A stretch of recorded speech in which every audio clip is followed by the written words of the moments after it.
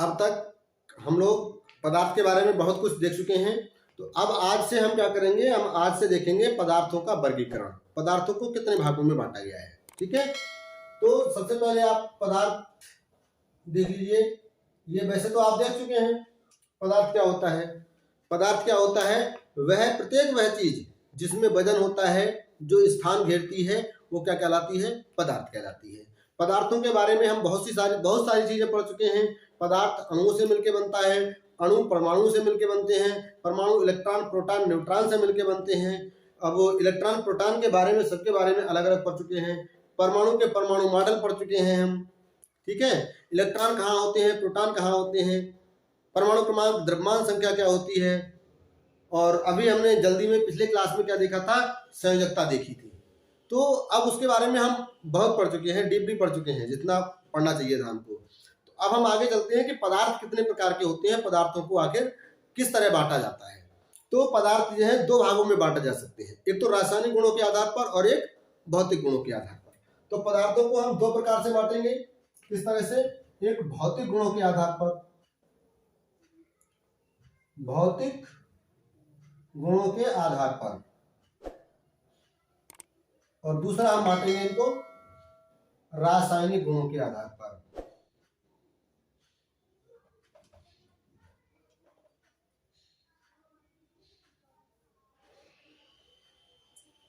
भौतिक गुणों के आधार पर आपने पदार्थों को तीन प्रकार का पढ़ा है, ठोस, द्रव, गैस।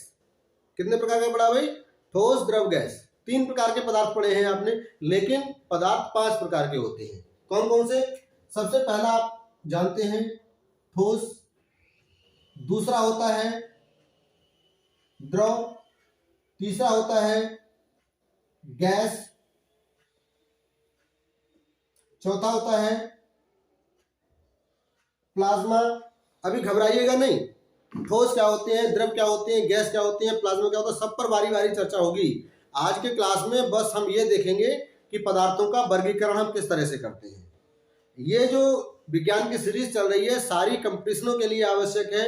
अगर कंपटीशन की तैयारी नहीं भी करते हैं आप, तो आपको जानकारी होनी चाहिए। इतनी जानकारी तो होनी चाहिए कि पदार्थ क्या होता है, पदार्थ कैसे मिलकर बनाया होता है, पदार्थ को कितने भागों में बांटते हैं। देखिए, सबसे समस्या क्या होती है, हम बच्चों को या छोटे क्लासों से सिर्फ यही पढ़ते हैं कि पदार्थ 3 प्रकार के होते हैं, ठोस, द्रव, गैस। आगे बताया ही नहीं जाता कि पदार्थ 5 प्रकार के होते हैं। अब जब बच्चा कुछ संपर्क पढ़ने के बाद निकलता है तो कहता है कि पदार्थ 5 प्रकार के होते हैं, चकरा जाता है। अब पहले उसने 3 याद किए, अब उसमें 2 और बढ़ाए। तो क्यों ना हम उसको पहले से ही बताएं कि पदार्थ में 3 प्रकार के नहीं होते हैं, पदार्थ की जो अवस्थाएं होती हैं 5 प्रकार की अवस्थाएं होती हैं। तो अभी इनको देख के चकराइएगा नहीं, बारी बारी से हम सब पढ़ेंगे। ठोस की क्या क्वालिटी होती है, द्रव गैस की क्या क्वालिटी होती है, प्लाज्मा क्या होता है, एक और 5वीं जो अवस्था होती है वो क्या होती है, सब पढ़ेंगे बारी बारी से। तो ठोस, द्रव, गैस, प्लाज्मा और पदार्थ की 5वीं अवस्था होती है, इसको बोलते हैं बीईसी।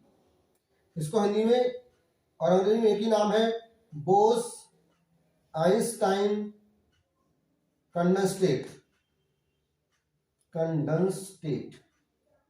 ठीक है, बोस आइंस्टाइन कंडेंसेट। नीचे ब्लैक बोर्ड छोटा हो गया, हिंदी में लिखा हुआ उसी को अंग्रेजी में कन्वर्ट कर लीजिएगा, बोस आइंस्टाइन, आइंस्टा गायब हो गया है, आइंस्टाइन कंडेंसेट। ठीक है, ये 5 अवस्थाएं होती हैं, ठोस, द्रव, गैस, प्लाज्मा और बोस आइंस्टाइन कंडेंसेट। सारी अवस्थाओं के बारे में बारी बारी से डीपली चर्चा होगी, कहीं से कोई क्वेश्चन आपका बच नहीं सकता। ठीक है, तो अब भौतिक गुणों के आधार पर हमने पदार्थों को बांट दिया, अब रासायनिक गुणों के आधार पर बांटेंगे। रासायनिक गुणों के आधार पर पदार्थ 2 प्रकार के होते हैं, शुद्ध पदार्थ और अशुद्ध पदार्थ।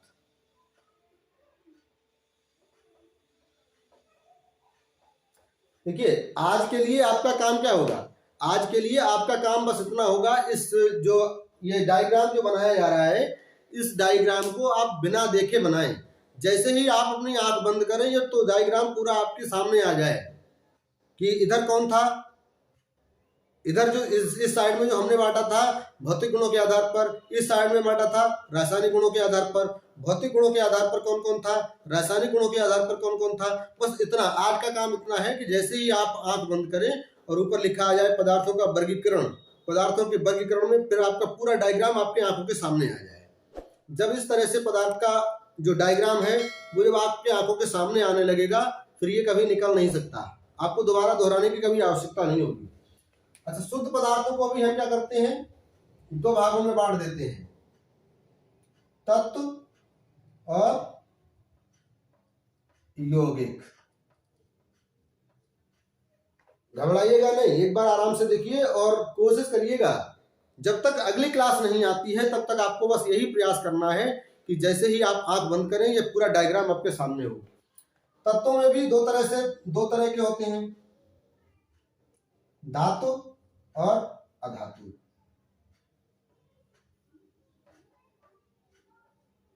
ठीक, यौगिक भी दो तरह के होते हैं,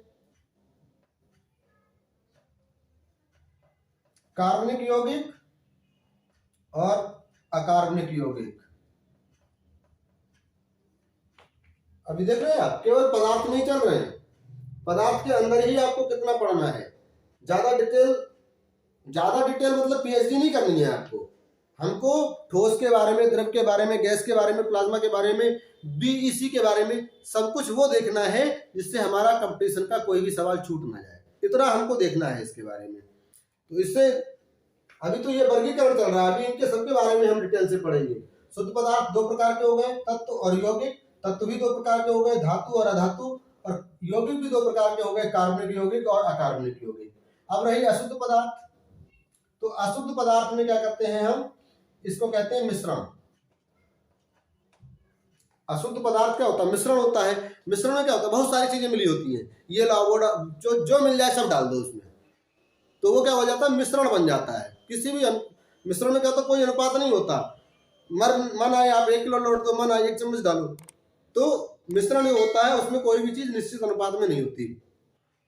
कई पदार्थ उसमें मिले होते हैं, जब कई पदार्थ उसको मिल जाएंगे तभी तो हम उसको कहेंगे अशुद्ध पदार्थ। अशुद्ध क्या होता है भाई, जो चीज हमारे काम की है उसमें कोई दूसरी चीज लाके डाल दो तो वो पदार्थ क्या हो जाएगा, अशुद्ध हो जाएगा। जैसे देसी घी अगर हम खरीदने जाते हैं तो उसमें अगर कोई दूसरा डालडा भी मिला देता है तब उसी को क्या कहते हैं, अशुद्ध।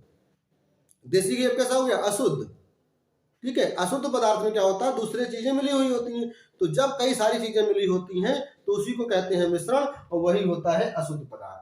अब मिश्रण जब बन गया ये, तो मिश्रण दो प्रकार के होते हैं। ब्लैक बोर्ड थोड़ा छोटा है, आप लिख लीजिएगा इसको। एक होता है समांगी मिश्रण और दूसरा होता है विषमांगी मिश्रण। ठीक है, तो इस तरह से आप एक बार देख लीजिए और इसको डायग्राम को पूरा बना लेंगे, और ये पूरा डायग्राम आपकी आंख के सामने आ जाना चाहिए जब आप आंख बंद करें तो। ठीक, पदार्थ क्या होता है, देखिए अब तक जितना भी पूरा पढ़ा के लाए हैं हम आपको मोटा मोटा तुरंत ऐसे ही गिना देते हैं, और ऐसे ही आपको भी याद होना चाहिए। क्या, सबसे पहले हमने आपको बताया था पदार्थ क्या होता है। पदार्थ वह चीज होती है, वह प्रत्येक चीज जिसमें वजन होता है, जो स्थान घेरती है, क्या कहलाती है, पदार्थ कहलाती है। पदार्थ अणु से बने होते हैं, अणु परमाणु से बने होते हैं, परमाणु इलेक्ट्रॉन, प्रोटॉन, न्यूट्रॉन से बने होते हैं। प्रोटॉन और न्यूट्रॉन नाभिक में पाए जाते हैं। इलेक्ट्रॉन नाभिक के चारों ओर जो कोष होते हैं KLMN, उन कोषों में पाए जाते हैं, कोषों में घूमते रहते हैं। कोषों में इलेक्ट्रॉनों की संख्या बोरवरी के नियम के अनुसार 2n² के अनुसार 2, 8, 18, 32 होती है। इसके बाद आपने क्या पढ़ा था, संयोजकता के बारे में पढ़ा था। संयोजकता क्या होती है, संयोजकता इलेक्ट्रॉनों की या संयोजकता किसी तत्व की संयोजकता वह संख्या होती है जो यह प्रदर्शित करती है कि उस तत्व का एक परमाणु हाइड्रोजन के कितने परमाणुओं के साथ संयोग कर सकता है। जब बोरवरी के नियम के अनुसार हम क्या करते हैं, इलेक्ट्रॉनिक विन्यास करते हैं, तो इलेक्ट्रॉनिक विन्यास करने पर जो सबसे बाहरी कोष आता है उस कोष को हम संयोजी कोष कहते हैं। संयोजी कोष में उपस्थित इलेक्ट्रॉनों को हम संयोजी इलेक्ट्रॉन कहते हैं। ठीक है, संयोजी इलेक्ट्रॉन ही क्या करते हैं, संयोजकता डिसाइड करते हैं। संयोजी कोष ये बताता है कि कितने इलेक्ट्रॉनों की हमको आवश्यकता है या कितने इलेक्ट्रॉन हम बाहर निकाल दें ताकि इलेक्ट्रॉनिक विन्यास स्थायी हो जाए। अर्थात हम संयोजकता के बारे में यह भी कह सकते हैं कि स्थायी इलेक्ट्रॉनिक विन्यास प्राप्त करने के लिए आवश्यक इलेक्ट्रॉनों की संख्या ही क्या कहलाती है, संयोजकता कहलाती है। उसके बाद हम लोगों ने आज की वीडियो में देखा है पदार्थ का वर्गीकरण भौतिक गुणों के आधार पर, रासायनिक गुणों के आधार पर। भौतिक गुणों के आधार पर पदार्थों को हमने 5 प्रकार से बांटा है, ठोस, द्रव, गैस, प्लाज्मा और बोस आइंस्टाइन कंडेंसेट। रासायनिक गुणों के आधार पर हमने क्या करा है, उसको बांटा है, ये रासायनिक गुणों के आधार पर दो भागों में बांट दिया, शुद्ध पदार्थ और अशुद्ध पदार्थ। शुद्ध पदार्थ दो प्रकार के, तत्व और यौगिक। तत्व भी दो प्रकार के, धातु और अधातु। यौगिक भी दो प्रकार के, कार्बनिक यौगिक, अकार्बनिक यौगिक। उधर अशुद्ध पदार्थ, अशुद्ध पदार्थ क्या होता है, मिश्रण होता है। मिश्रण दो प्रकार का होता है, समांगी मिश्रण और विसंगी मिश्रण। आज तक आपने जो भी पढ़ा वो ये था, अब तक जितनी भी वीडियो थी उसमें बस इतना सा था। और ऐसे ही जैसे ही आप आंख बंद करें, ये सारी चीजें ऐसे आप बोल दें, ऐसे बोलने लगे कि लगे कि आप आंख बंद करके भी किताब देख के पढ़ रहे हैं, तो आप समझिए कि आपकी तैयारी एक सही डायरेक्शन में चल रही है। ठीक है, मिलते हैं अगली वीडियो में। तब तक आप यही करेंगे कि इस जो डायग्राम बना हुआ है इसको आंख बंद करके आपको अपने सामने लाना है। मिलते हैं अगली वीडियो में, तब तक के लिए जय हिंद।